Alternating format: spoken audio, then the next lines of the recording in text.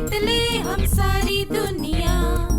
बीच हमें आज बोने दो, रोज उसे थोड़ा बढ़ने दो। छू लेंगे आकाश हम, मन के विचार हकीकत बने। सिद्धि फल से आनंद देंगे, कोशिश कर बढ़े, सोच बुलंद करे।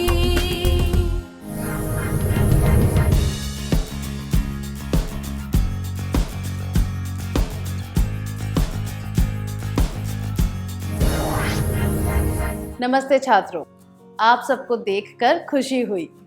मुझे यकीन है कि अब आपने तथ्य और राय के बीच का फर्क अच्छी तरह समझ लिया होगा और आप असहमति वाली परिस्थितियों को उचित तरीके से संभाल रहे होंगे। क्या अब हम एक क्रियाकलाप करें ताकि पिछले सत्र में सीखी हुई बातें ठीक से समझ आ जाएं? आपको स्क्रीन पर 2 कथन दिखाए जाएंगे। आपको इनमें से राय और तथ्य पहचानने हैं। इस साल हमारी स्कूल को फिर से पेंट किया गया। अगर भानु को क्रिकेट टीम का कप्तान बनाया जाए तो टीम जरूर जीतेगी।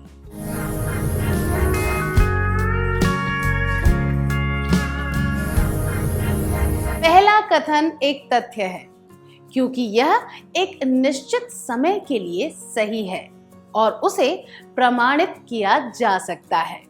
दूसरा कथन एक राय है क्योंकि उसमें किसी चीज की संभावना के बारे में एक बात कही गई है। वह बात सही हो सकती है पर यह जरूरी नहीं कि ऐसा ही हो।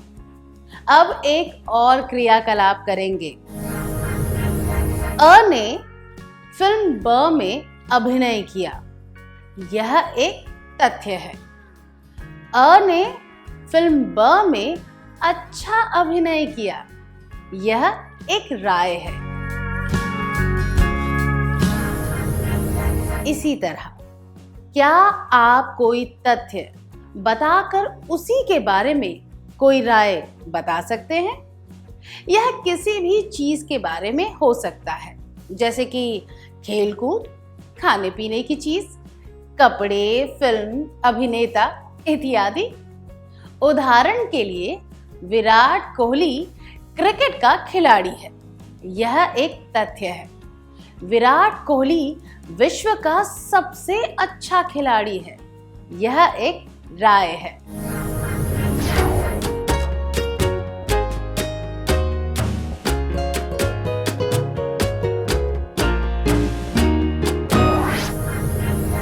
धन्यवाद।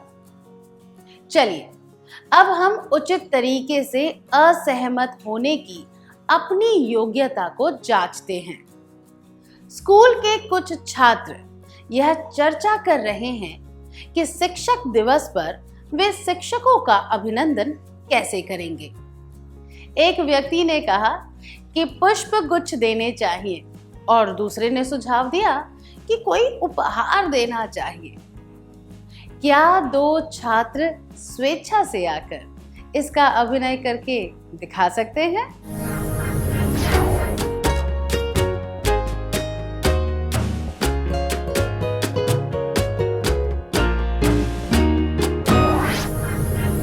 धन्यवाद।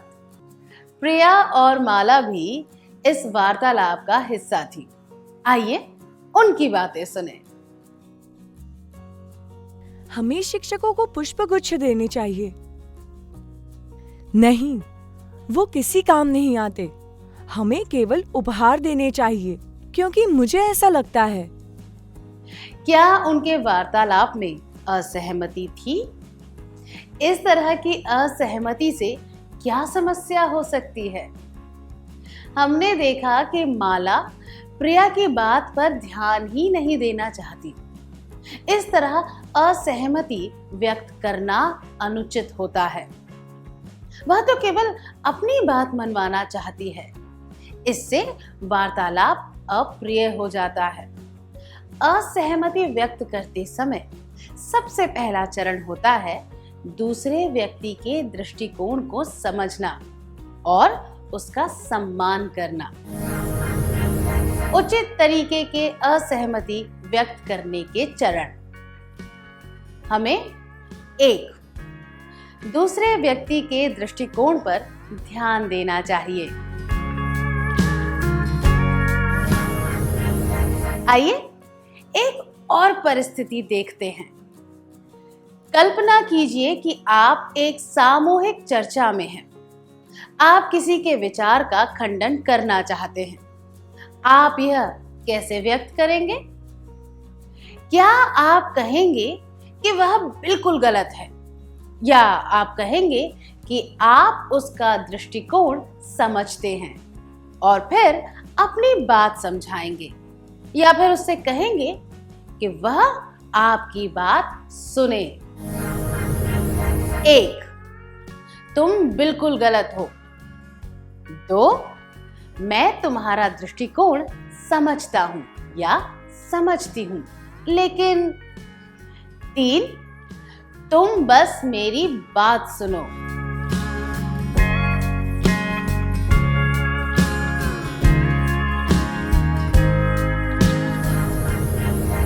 यह कहना कि तुम बिल्कुल गलत हो और तुम बस मेरी बात सुनो असहमति व्यक्त करने के अप्रिय और तानाशाही वाले तरीके हैं। इस तरह शुरू करना, मैं तुम्हारा दृष्टिकोण समझ सकता हूं या समझ सकती हूं, लेकिन, और इसके बाद अपनी राय बताना असहमति का उचित तरीका है। इससे उचित तरीके से असहमति व्यक्त करने का माहौल बनता है। सामने वाले व्यक्ति को महसूस होता है कि उसकी बात भी सुनी जा रही है। इससे उन्हें यह भी लगता है कि उनकी बातों की कद्र की जा रही है। ऐसा वातावरण पैदा करने से लोग आपकी बात सुनने में ज्यादा रुचि दिखाएंगे। क्या आप सोच सकते हैं कि सही समय और सही इरादे से कहे गए इस आधे वाक्य में भी कितनी ताकत हो सकती है? क्या अब हम एक क्रियाकलाप करें? 3 दोस्त खेल कूद की एक टीम बनाने की योजना कर रहे हैं और उसका नाम रखने के बारे में चर्चा कर रहे हैं। क्या कोई 3 विद्यार्थी इस परिस्थिति का अभिनय करके दिखा सकते हैं?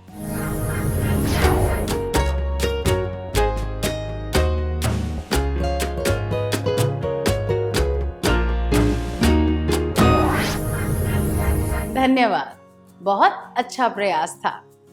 चलिए फिर से प्रिया और माला का वार्तालाप सुनते हैं।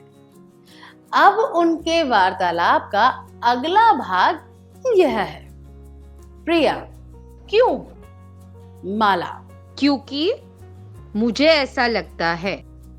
हमने देखा कि माला ने अपने चुनाव का कोई उचित कारण नहीं बताया। यहाँ कम से कम 2 संभावनाएं हैं। या तो उसके पास प्रिया को बताने के लिए कोई कारण था ही नहीं। इसका मतलब है कि वह प्रिया पर धौंस जमा रही थी और उसे मौका नहीं दे रही थी, या फिर उसने कोई कारण सोचा ही नहीं, या फिर उसने कोई कारण सोचा था पर वह प्रिया को नहीं बताना चाहती थी। जब 2 लोगों के बीच वार्तालाप हो रहा हो तो यह बात भी अस्वीकार्य है। इससे हम अगले चरण पर पहुंचते हैं। उचित तरीके के असहमति व्यक्त करने के चरण। हमें 1. दूसरे व्यक्ति के दृष्टिकोण पर ध्यान देना चाहिए। 2. दूसरे व्यक्ति को असहमति का कारण बताना चाहिए। अगर माला ने सरलता से कहा होता, तुम्हारा सुझाव बुरा नहीं है, पर फूल तो केवल 1-2 दिनों तक ही टिकते हैं, तो वार्तालाप अप्रिय नहीं बनता। वह समझा सकती थी कि प्रिया के सुझाव को स्वीकार क्यों नहीं किया जा सकता। तो अगला चरण है कारण और तर्क या प्रमाण देते हुए अपनी राय सामने रखना। उदाहरण के लिए माला यह कारण बता सकती थी कि उपहार हमेशा के लिए रखे जा सकते हैं और शिक्षक उन्हें देखकर लंबे समय तक अपने विद्यार्थियों को याद कर सकते हैं। तो हम कह सकते हैं कि तीसरे चरण में हमें कारण और तर्क या प्रमाण के साथ अपनी राय सामने रखनी चाहिए।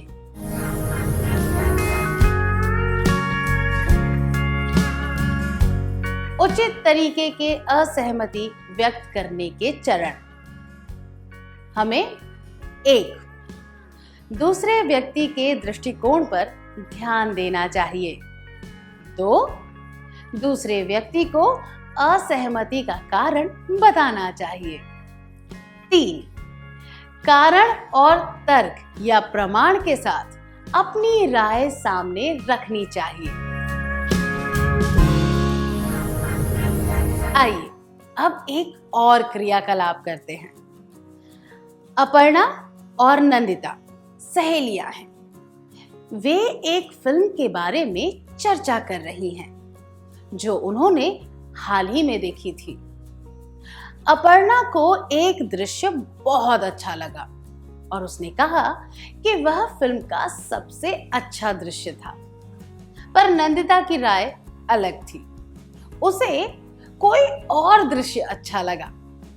क्या आप दोनों अपर्णा और नंदिता की भूमिका निभाते हुए इस दृश्य का अभिनय करके दिखा सकते हैं?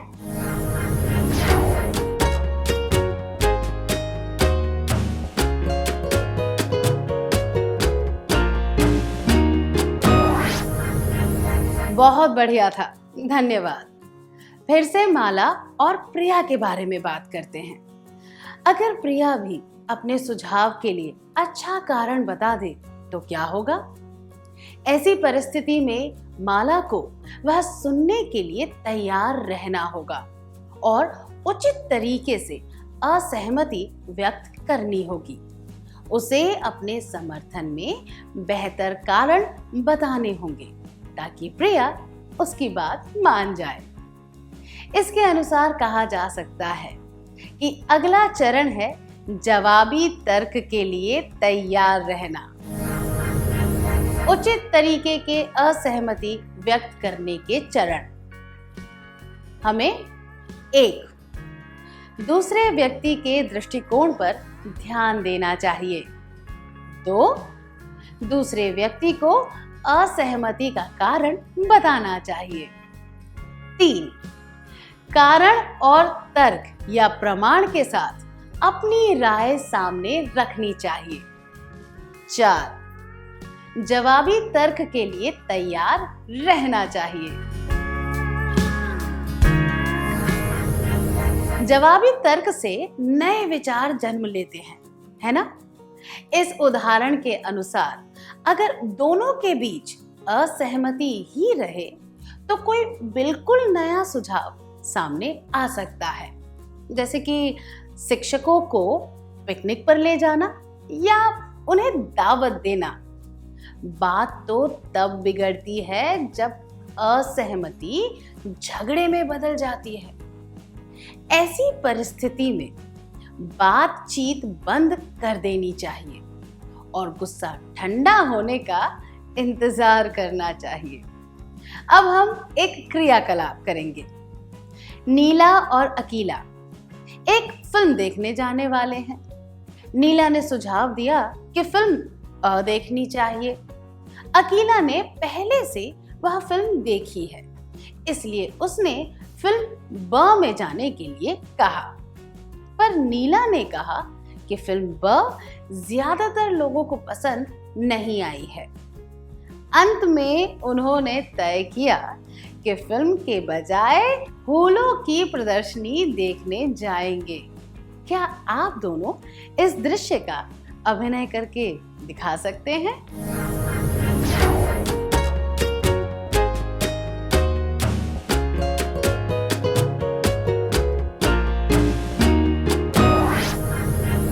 बहुत बढ़िया अभिनय था, धन्यवाद।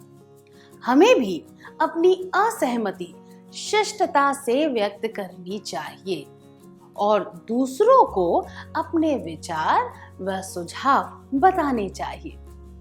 क्या अब हम सत्र का सार संक्षेप कर लें?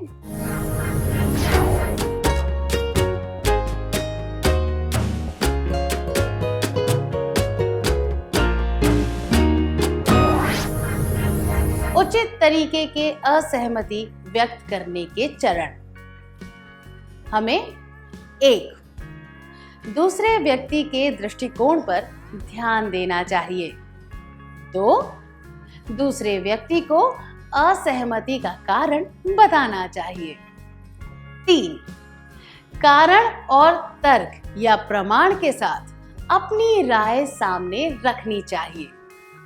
4. जवाबी तर्क के लिए तैयार रहना चाहिए। इतनी अच्छी तरह सार संक्षेप करने के लिए धन्यवाद। क्या अब हम थोड़ा गृह कार्य लिख लें ताकि ये बातें हमें अच्छे से समझ आ जाए।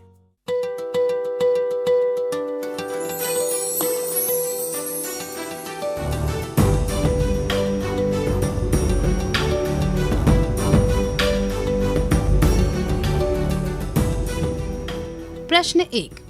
आप छुट्टियों में अपने मामा के घर जाना चाहते हैं और आपके भाई ने दादाजी के घर जाने का सुझाव दिया। आप क्या कहेंगे? जवाब। 1. नहीं, हम वहां नहीं जाएंगे। 2. पहले हम मामा जी के घर जाएंगे। दादाजी के घर जाने के बारे में बाद में सोच सकते हैं। 3. हम पिछली छुट्टियों में भी वहां गए थे। हम मामा जी के घर बहुत समय से नहीं गए हैं। याद है, उन्होंने हमें बुलाया भी था। तो क्यों ना हम इस मौके का फायदा उठाएं? प्रश्न 2। आप और आपके 2 दोस्त सोच रहे हैं कि कौन सा खेल खेला जाए। एक दोस्त ने कहा कि शतरंज खेलना चाहिए। आपने कहा कैरम खेलना चाहिए। उसने पूछा क्यों? आप क्या जवाब देंगे? जवाब। 1. कैरम खेलेंगे तो हम तीनों साथ में खेल सकते हैं, पर शतरंज में हमें बारी बारी से खेलना पड़ेगा और तीसरा व्यक्ति ऐसे ही बैठा रहेगा। 2. क्योंकि आसमान बहुत ऊंचा है। 3. क्योंकि मैं ऐसा कह रहा हूं या कह रही हूं।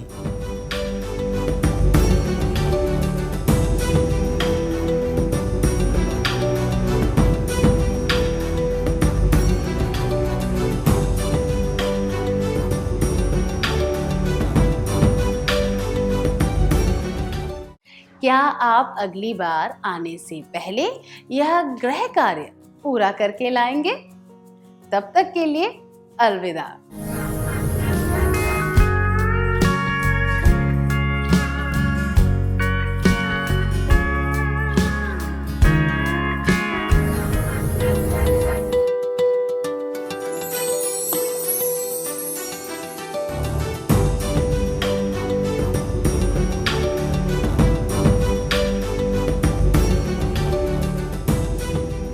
प्रश्न 1। आप छुट्टियों में अपने मामा के घर जाना चाहते हैं और आपके भाई ने दादाजी के घर जाने का सुझाव दिया। आप क्या कहेंगे? ये जवाब। नहीं, हम वहां नहीं जाएंगे और पहले हम मामा जी के घर जाएंगे। दादाजी के घर जाने के बारे में बाद में सोच सकते हैं। अनुचित है, क्योंकि इसमें दूसरे व्यक्ति के दृष्टिकोण का सम्मान नहीं किया गया है और यह असहमति व्यक्त करने का उचित तरीका नहीं है। जबकि यह जवाब, हम पिछली छुट्टियों में भी वहां गए थे। हम मामा जी के घर बहुत समय से नहीं गए हैं। याद है, उन्होंने हमें बुलाया भी था। तो क्यों ना हम इस मौके का फायदा उठाएं? उचित है, क्योंकि इसमें असहमति को शिष्टता और कारण के साथ व्यक्त किया गया है। आपका जवाब क्या है?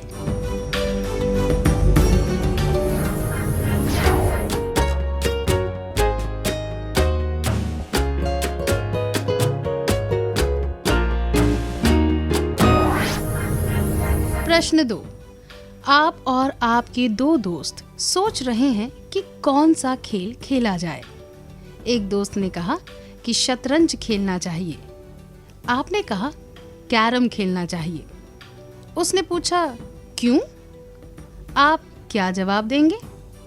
ये जवाब, क्योंकि आसमान बहुत ऊंचा है और क्योंकि मैं ऐसा कह रहा हूं या कह रही हूं अनुचित है।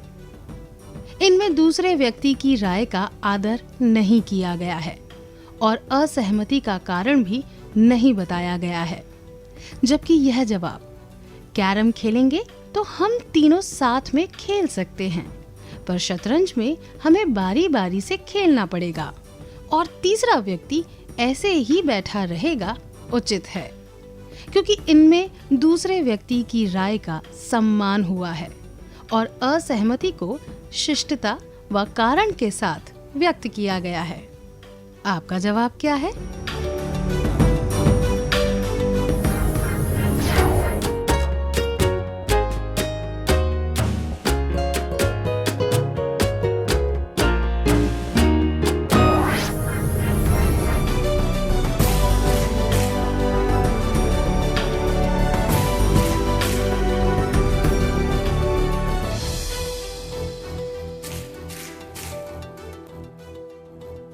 अगर आपने सही जवाब पहचान लिए थे तो आपको बधाई हो। क्या हम अगला सत्र शुरू करें?